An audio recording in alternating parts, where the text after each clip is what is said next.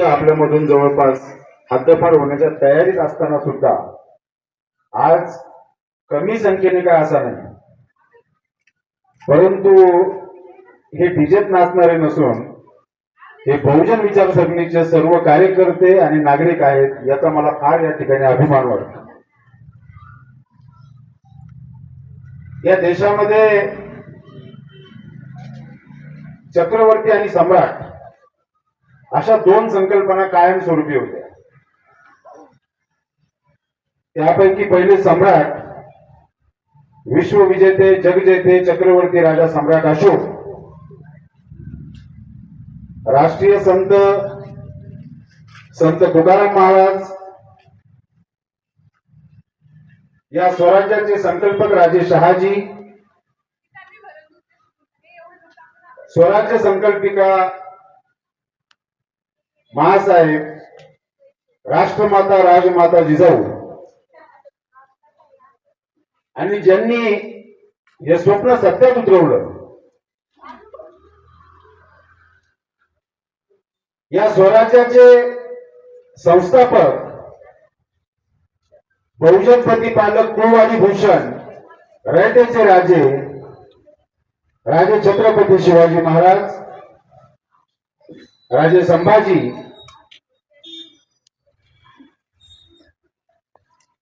छत्रपती शिवाजी महाराजांची समाधी शोधून पहिल्यांदा या देशामध्ये ज्यांनी शिवाजी महाराजांची महती असणारा पोवाडा लिहिला, पहिली शिवजयंती साजरी केली, त्यांचा इतिहास आपल्यापर्यंत पोहोचवला, या देशामध्ये स्त्री शिक्षणाची मुहूर्तमेढ रोवली, या देशामध्ये अस्पृश्यांना शिक्षणाचा अधिकार मिळावा म्हणून आयुष्य व्यर्थी घातलं.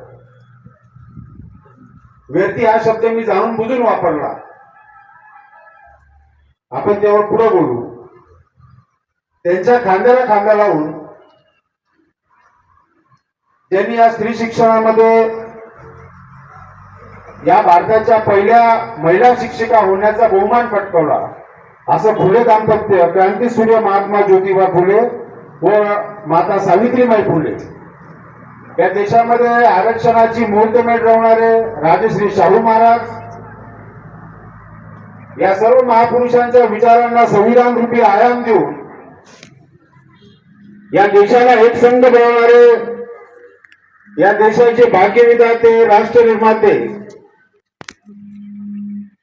क्रांतीसूर्य, प्रज्ञासूर्य, विश्वरत्न डॉक्टर बाबासाहेब तथा भीमरावजी आंबेडकर. हॅलो. आपल्या पोवाड्यामध्ये रशिया सारख्या ठिकाणी ज्या अण्णाभाऊ साठेंनी छत्रपती शिवाजी महाराजांचे पोवाडे सादर केले, शिवाजी महाराजांची महती पूर्ण जगभरात पसरवण्यासाठी आपल्या साहित्याच्या माध्यमातून ज्यांनी आयुष्यभर परिश्रम घेतले, कामगार चळवळीमधून डॉक्टर बाबासाहेब आंबेडकरांच्या सानिध्यात आल्यानंतर समतावादी महापुरुषांच्या विचारसरणीने उरलेलं आयुष्य गच्ची घालणारे लोकशाहीर अण्णाभाऊ साठे, या सर्व महापुरुषांच्या विचारांना आणि प्रतिमेला मी सर्वात प्रथम अभिवादन करतो. या ठिकाणी उपस्थित असणारे सर्व मान्यवर, समिती सदस्य आणि आता ज्यांचं या ठिकाणी मनोगत व्यक्त झालं की आजही असं वाटलं कुठेतरी बहुजनवाद आपण शिल्लक ठेवलेला आहे, नाही तर प्रत्येक ठिकाणी जो वक्ता येतो तो कुठेतरी एका लाईनने चालतो आणि शिवाजी महाराजांचं दैवीकरण करणे आणि जातीनुसार त्यांच्यावरती त्यांचं वर्णन करून सांगणे जो इतिहासात कधी अस्तित्वात नसतं, असे आमचे सर. आपल्या सर्वांना या ठिकाणी जय जिजाऊ, जय शिवराय, जय भीम, जय संविधान. आज आपण छत्रपती शिवाजी महाराजांची 396वी जयंती आपण या ठिकाणी साजरी करत आहोत. आपण सगळे पोस्टर बघतो, शिवजयंती मनामनात, शिवजयंती घराघरात. कोणती शिवजयंती मनामनात आणि कोणती शिवजयंती घराघरात? शिवाजी महाराजांच्या इतिहासातील पहिली घटना, जशी सरांनी सांगितली, गाढवाचा नांगर, अंधश्रद्धा निर्मूलन, आणि एकीकडे चाललेलं शिवाजी महाराजांचं दैवीकरण, या दोन वेगवेगळ्या गोष्टी. आज आपल्या मुलाला थोडं खर्चटलं तर आईबाप हळहळ व्यक्त करतात. एखादी रस्त्यामध्ये लिंबू दिसला त्याला जर आपल्या पोराने ओलांडलं तर दिवसभर टेन्शन मध्ये राहणारे आईबाप. आणि त्या ठिकाणच्या सनातनवाद्यांनी तो गाढवाचा नांगर ज्यावेळेस सगळ्या सुपीक असणारी जमीन महाराष्ट्रातली पुणा शहर आहे या ठिकाणी फिरवला, तिथला जो बहुजनांचा असणारा शेतकरी आहे हा शेतकरी जगला नाही पाहिजे, हा घाबरला पाहिजे. तिथं माणसाच्या हाडाचा सांगडा लटकवण्यात आला आणि त्यावेळेस त्याला कोणाचीही हिंमत होत नव्हती की ती पहार त्या ठिकाणून काढणे किंवा तो सांगडा त्या ठिकाणाहून काढणे आणि त्या शेतीमध्ये नांगर टाकणे. अवघे 5 वर्षाचे शिवराय त्यांच्या आई साहेब, आपल्या माई साहेब, जिजाऊ त्यांच्या हातामध्ये नांगर देतात आणि ती पहार स्वतः त्या ठिकाणी काढून फेकतात.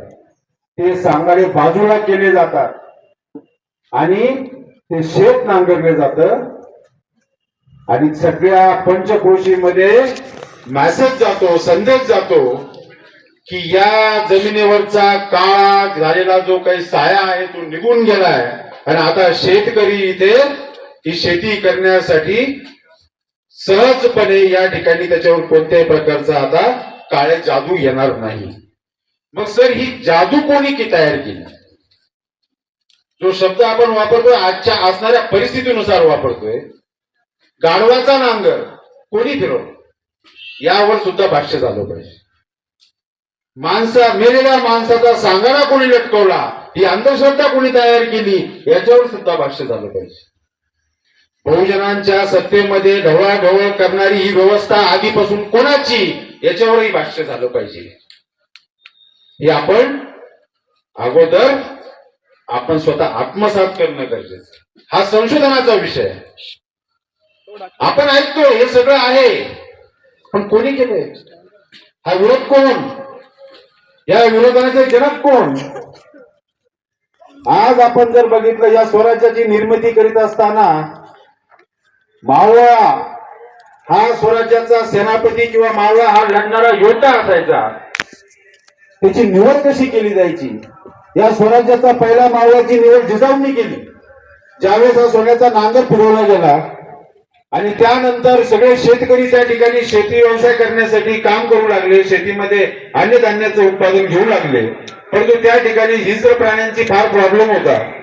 ते हिंस्र प्राणी सगळे नासधूस करायचे. मग जिजाऊने एक घोषणा केली की जो कोणी या हिंस्र प्राण्याचा बंदोबस्त करेल मी त्याला सोन्याचं बक्षीस देईन. सगळ्या गावामध्ये दवंडी पटवणी गेली की बाबा जो कोणी या हिंस्र प्राणी पकडून आणेल किंवा मारून आणेल त्याला सोन्याचं कडं बक्षीस दिलं जाईल. एक भलं मोठं डुक्कर एक तरुण खांद्यावर घेऊन जिजाऊ पर्यंत पोहोचला. रात्रीची वेळ होती, पहारेकरी आतमध्ये जाऊ देत नव्हता. त्याने सांगितलं नाही, महासाहेबांनी बक्षीस जाहीर केलं, मला ते बक्षीस पाहिजे. मी एवढं मोठं जनावर घेऊन इथं आलोय, ते अजूनही जिवंत माझ्या पाठीवर आहे. तेवढ्या रात्री तो पहारेकरी त्याला सांगत होता की महासाहेब आता आराम करत आहेत, आता शक्य नाही. पण त्यांनी काही ऐकलं नाही. त्याला नाविलाजाने महासाहेबांना जाऊन तो निरोप द्यावा लागला. महासाहेब त्याच्यावर चिडल्या की तुम्हाला या अधिकाराने सांगितलं. पटकन त्या खाली आले आणि बघितलं कोण आहे. त्याला तिथं सोन्याचं कडं बक्षीस दिलं. तो स्वराज्याचा पहिला मावळा तानाजी मालुसरे, ज्यावरती आपण पिक्चर बघतोय. तानाजी मालुसरे याची निवड जिजाऊने अशा पद्धतीने केली आणि आजच्या असणाऱ्या छत्रपती शिवाजी महाराजांचं नाव घेऊन राज्य करणारे आजचे हरामखोर डायरेक्ट IAS निवडला जातोय. केंद्रामध्ये डायरेक्ट IAS निवडला जातो. तुमच्या बहुजनांचे पोरं 18 तास अभ्यास करतात UPSC साठी, MPSC साठी आणि इथली व्यवस्था डायरेक्ट IAS केला जातो. तोही तुमचा मित्राचा मुलगा, माझ्या भावाचा मुलगा किंवा माझ्या कार्यकर्त्याचा मुलगा. त्याला फक्त लिहिता वाचता येतं म्हणून केंद्रात सचिव कोणत्याही परीक्षेविना. आहे की नाही तफावत? ही तफावत आहे की नाही? स्वराज्यामध्ये हे घडलं का? हे स्वराज्य निर्मितीमध्ये जिजाऊने जी बुद्धी आणि शक्कल लढवली त्याची पूर्ण वाताहत करणारी आजची अवलादी आणि आपण सहन करणारे त्यापेक्षा मूर्ख असणारे लोक आहोत. शिक्षणाचं बाजारीकरण झालंय. अरे शिवाजी महाराजांनी त्यांच्या काळामध्ये संत तुकारामांच्या गाथासाठी शिक्षक लावून प्रत्येक घरामध्ये ही गाथा पोहोचावी, हे शिक्षणाचं महत्व कळावं यासाठी स्वतःच्या राज्याच्या खर्चातून ती शिक्षण व्यवस्था उभी केली होती. स्वतःचा मुलगा वयाच्या 17व्या वर्षी 7 भाषेवरती प्रभुत्व करतो. शिवाजी महाराजांचा राज्याभिषेक चालू असताना गागा भट्ट ज्यावेळेस शूद्रांना म्हणणारे जे मंत्र उच्चारायला लागला त्यावेळेस संभाजी महाराजांनी 2 भाषेमध्ये त्याला उत्तर दिले, एक इंग्रजी आणि एक हिंदी. संभाजी महाराजांची मूळ भाषा बोलण्याची हिंदी होती. संभाजी महाराजांनी इंग्रजीमध्ये ज्यावेळेस त्याला प्रत्युत्तर दिलं, गागा भट्टाच्या लेखामध्ये लिहिलेलं आहे, गागा भट्टाच्या पुस्तकात आहे की मैं खुद को इतना बड़ा पंडित समझता था, मैं संस्कृत का महापंडित हूं, लेकिन मुझे भी एक पंडित मिल गया, उसका नाम संभाजी है. असं स्वतःचं लेकरू घडवणारे राजे, असं स्वतःचं लेकरू घडवणारे जिजाऊ आणि आजच्या परिस्थितीमध्ये स्वतःला मावळे समजून घेणारे आपण मूर्ख लोक. आणि आपण सहज आपलं स्वराज्य अशा परकीयांच्या हातात दिलं. त्यावेळेस तर कोणते शहा असतील, आताचा कोणता शहा आहे? हे खरं आहे का खोटे आहे? मी म्हणत नाही, जे दिसतंय ते बोलतोय. हे सगळे रेफरन्सेस, हे सगळे बहुजनवादी असणाऱ्या लेखकांचे आणि निर्मात्यांचे, हे सगळे मराठा सेवा संघाचे आहेत, हे सगळे संभाजी ब्रिगेडचे आहेत, हे सगळे बामसेपचे आहेत. आम्ही सगळे चळवळीतले कार्यकर्ते आहोत. त्यामुळे हे भाष्य करत असताना ज्याला अर्थ नसेल त्याला सगळ्यांना हे रेफरन्स मिळतील, पुस्तक असेल. मग ह्या अशा परिस्थितीमध्ये ही जी संकल्पना घेऊन आम्ही समोर आलोय, ही बहुजन प्रतिपालक छत्रपती शिवाजी महाराज कसे, बहुजन प्रतिपालक छत्रपती शिवाजी महाराजांचं स्वराज्य कसं, बहुजन प्रतिपालक ही संकल्पना देण्यासाठी जिजाऊंचं कष्ट किती, हा विषय या ठिकाणी महत्वाचा आहे. मावळ्याची निवड करत असताना आपण लक्षात घेतलं की जिजाऊंनी अशा पद्धतीने शक्कल लढवली. दुसरा मावळा जिवाजी महाले यांची निवड कुस्तीच्या आखाड्यात झाली. गावामध्ये कुस्तीचा मोठा फड होता. एक यात्रेनिमित्त कशा निमित्त असं होतो, महाराज तानाजीला म्हणाले, अरे तानाजी आपल्याला मावळ्यांची अजून काही निवड करायची आहे.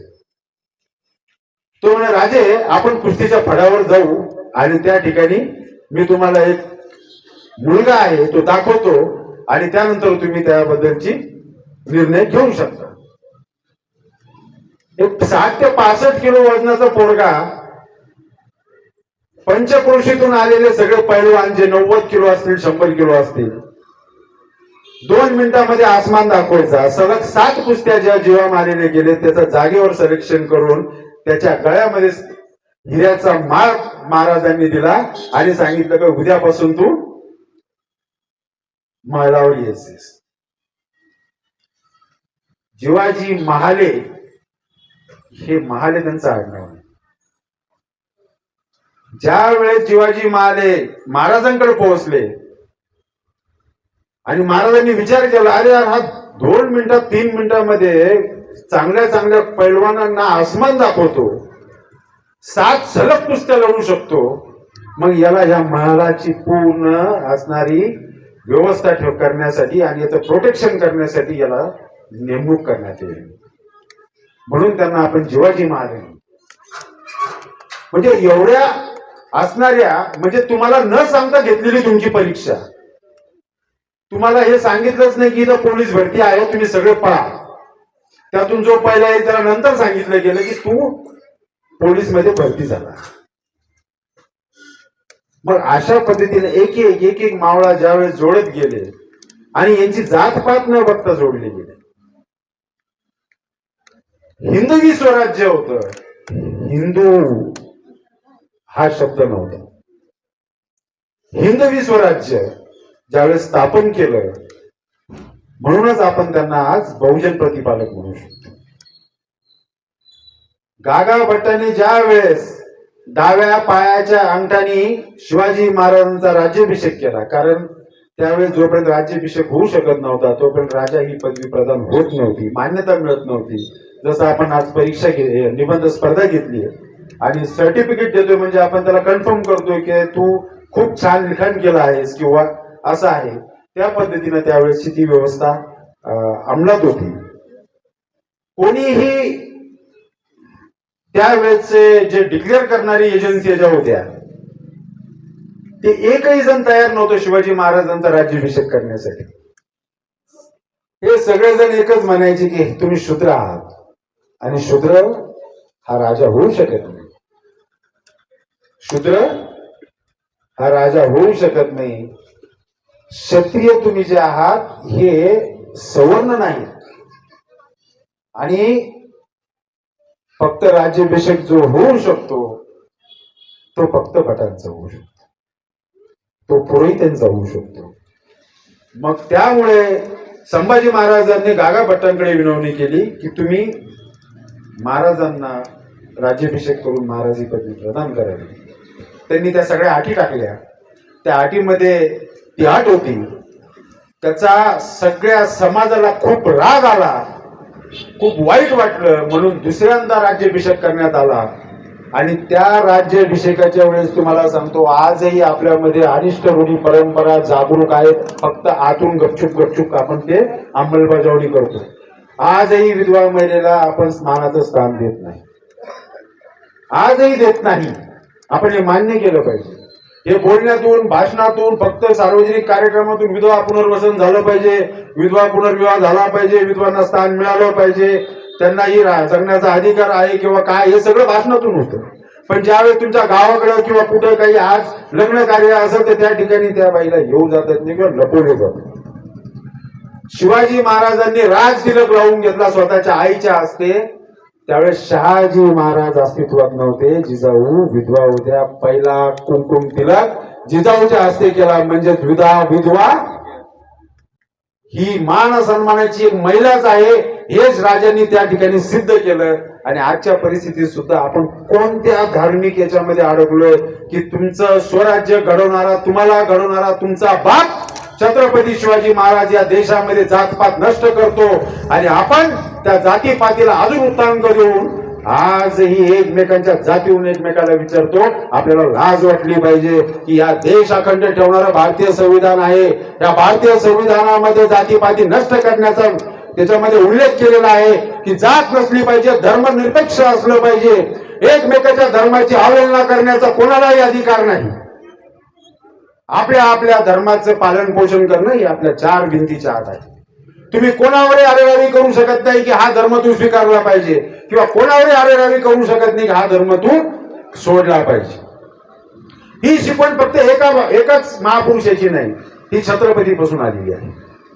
ही छत्रपतीपासून महात्मा फुलेपासून शाहू महाराज नंतर बाबासाहेब आंबेडकर, अण्णाभाऊ साठे, संत रोहिदास, संत तुकाराम, संत नामदेव, हे राष्ट्रीय संत, राष्ट्रपुरुष, महामाता, राजमाता जिजाऊ, या सगळ्यांची जनक. एक आई लेकराला घडवते हे आपल्याला माहिती आहे. घरातली मुलगी शिकली प्रगती झाली हे काहीतरी वाक्य सत्य आहे, हे खूप जुनं आहे. एक आईनं हा महाराष्ट्र घडवला, आपल्याला छत्रपती दिले. ह्या छत्रपतीच्या स्वराज्य रचनेवरनं हा देशाची घटना चालते. हा देश त्या घटनेवर चालतो. तुम्ही आजही स्वराज्य व्यवस्थितपणे वाचा, कशी जडणघडण होती. संविधान वाचा, तुम्हाला खूप साम्य आहे. सम्राट अशोकाचा कार्यकाळ तोच, जो कार्यकाळ सम्राट अशोकाचा होऊन गेला तोही कधी वाचायला भेटला तर वाचा. हे सगळे राजे ज्यांनी समाजवादी भूमिका ठेवली, राजकीय भूमिका नाही. आज छत्रपती शिवाजी महाराज, शाहू महाराज, बाबासाहेब आंबेडकर यांचं नाव घेतल्याशिवाय एकही पार्टी काम करत.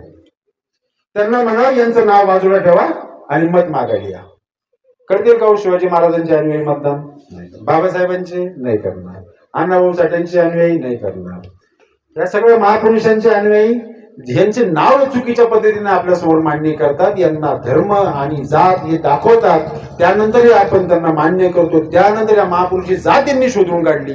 यांची जात फक्त विचार आहे, यांचं फक्त समानतावादी जात आहे. हे फक्त स्त्री शिक्षणासाठी, स्त्री हक्कासाठी लढलेले आहेत. या देशाला शेती प्रदान करण्यासाठी लढलेले आहेत. इथला शेतकरी जगण्यासाठी लढलेले आहेत. पण आपण बुद्धीने भ्रष्ट आणि मानसिक गुलामगिरीमध्ये आहोत. सुशिक्षित बुद्धी भ्रष्ट असणारा वर्ग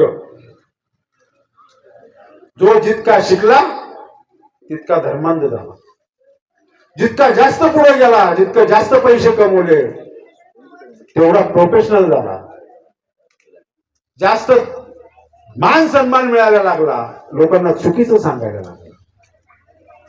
अरे ओरिजिनल ज्यावेळेस सांगावं लागतं ना त्यावेळेस सगळं सहन करावं लागतं. कारण इथे हे जे प्रतिक्रांतीवादी लोक आहेत, आज यांच्याकडे सगळे संसाधन आहेत. मग आपल्यासारख्यांना काही जणांना वाटतं की मी ह्या महापुरुषांचे विचार घेऊन ही चळवळ परत उभा करेल. मग कुठेतरी घाबरतो आणि थांबतो. आपल्याला हा वारसा लाभलाय, हे आपले बाप आणि माय आहेत. हे जेवढे महापुरुष या बॅनरवर आहेत ना हे माय आणि बाप आहेत. बायोलॉजिकल आईबाप आपले असतील पण आपली उत्पत्ती इथून आहे, आपला डीएनए यांच्याशी मॅच होतो. त्यामुळं या दुसऱ्या देशातून आलेल्या लोकांचा आपला काही संबंध नाही.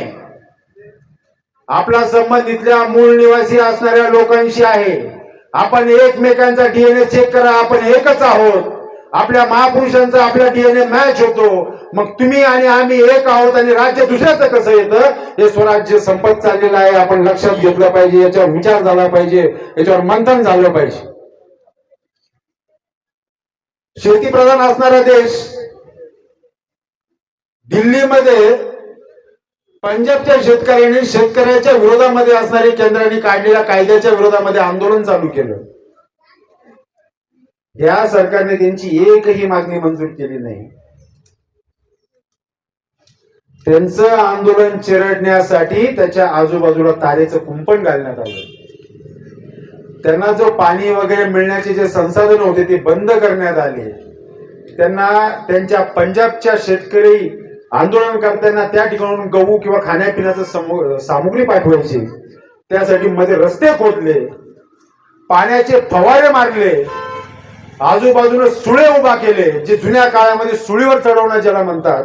ही ताजी घटना आहे मागच्या वर्षीची.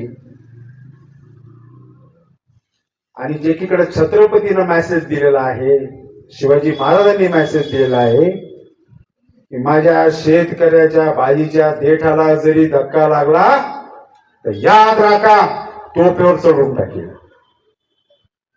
मग आपण शिवरायांचे मावळे आहोत आणि 100% शेतकरी सगळेच आहोत.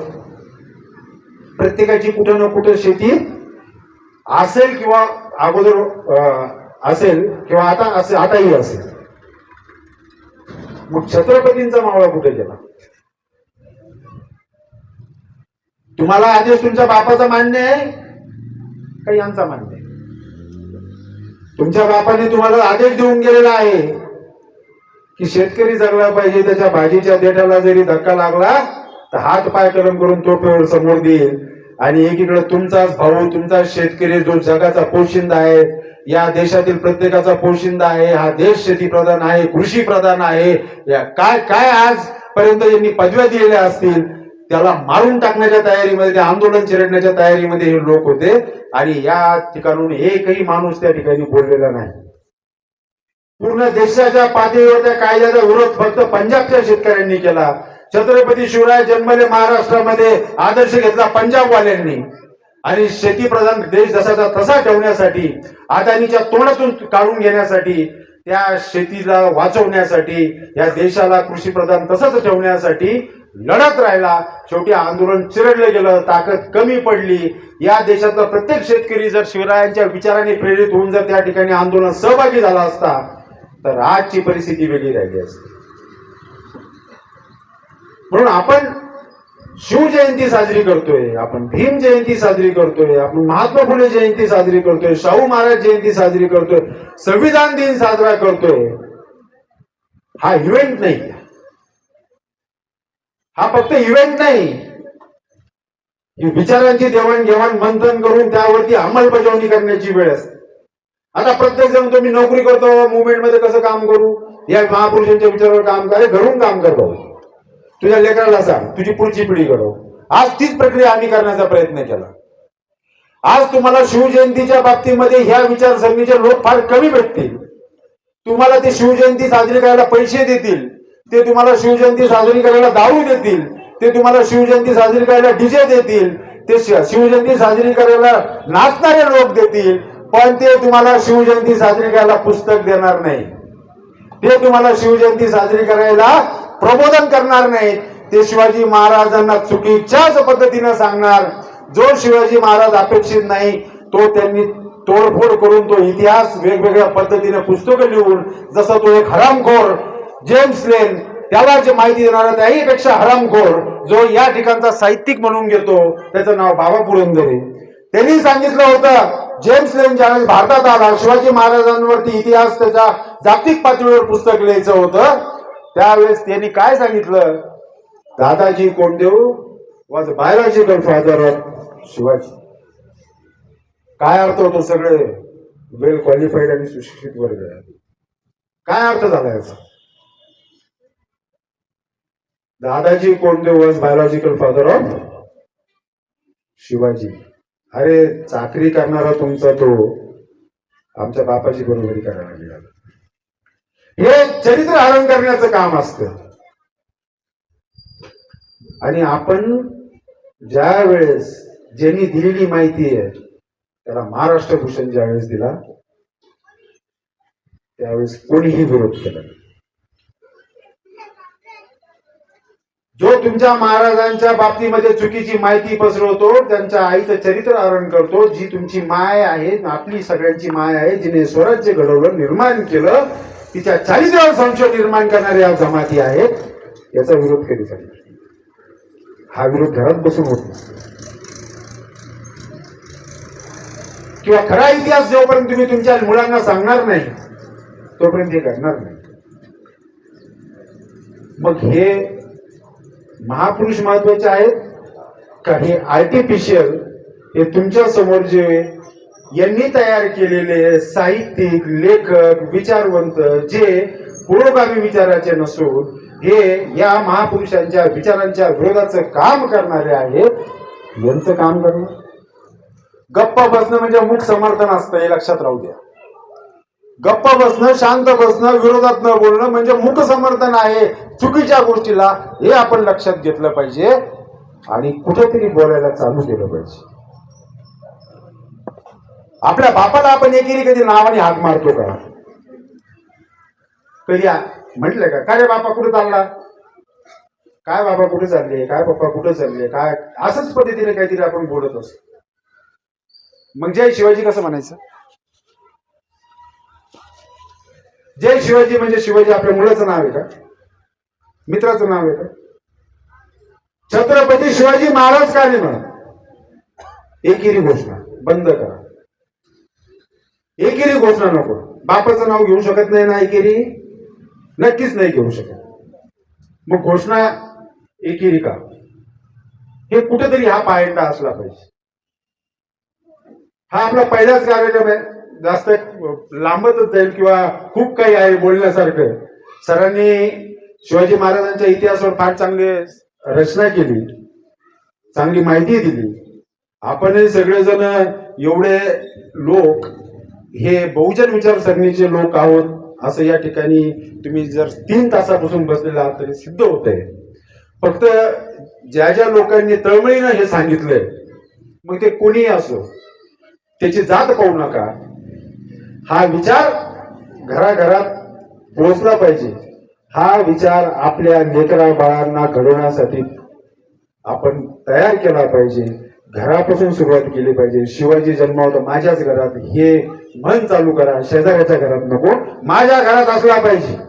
शिवाजी महाराज माझ्या घरात, शाहू महाराज माझ्या घरात, महात्मा फुले माझ्या घरात, डॉक्टर बाबासाहेब आंबेडकर माझ्या घरात, आणि मी या सगळ्या महापुरुषांचा पायिक आहे, अनुयायी आहे, असा विचार करून आपण आपलं मार्गक्रमण केलं पाहिजे. तेव्हाच आपण मानसिक गुलामगिरीतून निघू शकतो आणि या महापुरुषांच्या असणाऱ्या विचारावरती आपण काम करू शकतो आणि हा स्वराज्य परत जशाच्या तसं घडवू शकतोय.